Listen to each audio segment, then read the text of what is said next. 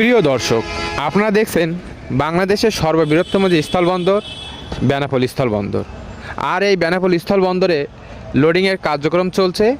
আপনারা দেখতে পাচ্ছেন ভারতীয় যেসব পণ্য বাংলাদেশে আসে বিভিন্ন শেডে অবস্থান করে।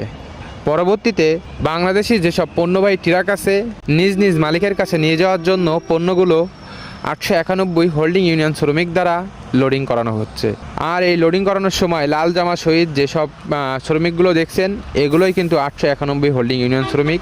তারা কিন্তু ন্যায় এবং সততার সহিত দীর্ঘদিন যাবৎ বেনাপোল বন্দরে গৌরবের সহিত কাজ করে আসছে।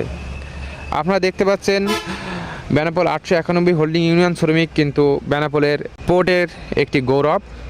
বাংলাদেশের সর্ববৃহত্তম স্থলবন্দর হওয়াতে এখানে কিন্তু বাংলাদেশের সরকারের প্রচুর পরিমাণে একটি ট্যাক্স দিয়ে আসা হয়। এই বন্দর দ্বারা বাংলাদেশি সরকার পায়। আপনারা দেখতে পাচ্ছেন এসব পণ্যই কিন্তু ভারত থেকে বাংলাদেশে আসে। এছাড়াও বিভিন্ন ধরনের পণ্য বাংলাদেশে আসে। ভালো থাকবেন, সুস্থ থাকবেন। ভিডিওটি ভালো লাগলে লাইক ও কমেন্ট শেয়ার দিয়ে পাশে থাকবেন।